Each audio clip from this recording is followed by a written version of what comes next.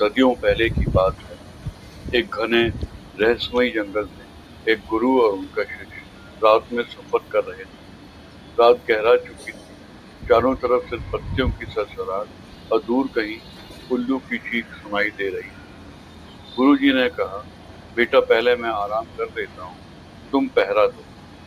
शिष्य ने लकड़ी की आग जलाई और सतर्क होकर बैठ गया।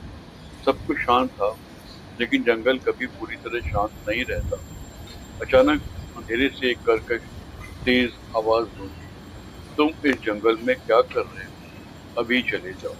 शिष्य चौंक गया, चारों तरफ देखा, कोई नहीं। फिर उसकी नजर एक बेहद छोटे हास्यास्पद से जीव पर पड़ी। इतना छोटा कि डर की जगह हंसी छूट गई। जीव चिल्लाया, मैं तुम्हें भूत बना दूंगा। शिष्य ने गुस्से में जोरदार धक्का मारा और उसे दूर फेंक दिया। लेकिन कुछ ही सेकंड बाद वो वापस आ गया। इस बार थोड़ा बड़ा, फिर वही धमकी, फिर धक्का, फिर वापसी। हर बार वो बड़ा होता गया। जितना जोर से शिष्य उसे मारता, उतना ही वो ताकतवर और विशाल होता जाता। उसी देर में वो जीव शिष्य के बराबर का हो गया। ठीक आधी रात को गुरुजी की आंख खुली। उन्होंने देखा, उनका शिष्य एक भयानक विशाल जीव से उलझा हुआ।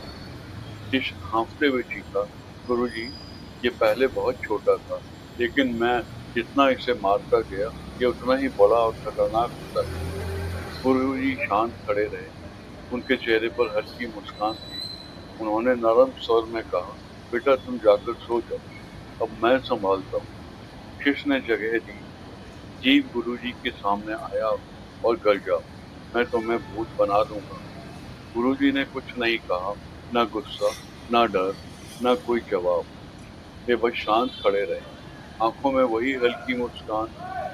भूत चीखता रहा, गरजता रहा, धमकियां देता रहा, लेकिन गुरुजी की शांति के सामने उसकी सारी ताकत बेकार हो गई।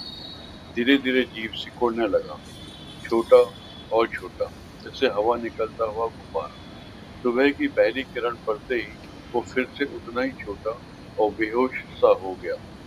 गुरुजी ने एक हल्का सा हाथ बढ़ाया और जीव हमेशा के लिए गायब हो गया।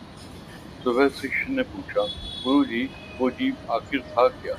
गुरुजी मुस्कुराए और बोले, बेटा वो कोई जीव नहीं था, वो सिर्फ एक परिस्थिति थी जिसे तुमने अपने गुस्से, अपने अहंकार और अपनी प्रतिक्रिया से बड़ा बना लिया था। जितना तुम लड़ते गए, उतना वो मजबूत होता गया। जब मैंने कुछ नहीं किया, तो उसे लड़ने के लिए कुछ बचा ही नहीं। हमारी जिंदगी में भी यही होता है। समस्याएं अक्सर छोटी ही होती हैं, लेकिन हमारा रिएक्शन, हमारा ओवर थिंकिंग, हमारा गुस्सा और अहंकार उन्हें विशाल बना देते हैं। अगर हम एक बात सीख लें, हर छोटी बात पर तुरंत प्रतिक्रिया न दें, तो बहुत सी परेशानियां खुद ब खुद गायब हो जाएंगी। दोस्तों, मेडिटेशन और योग अपनाएं मन को काबू में रखने के लिए। मिलते हैं अगली कहानी में, तब तक शांत रहें। नमस्ते।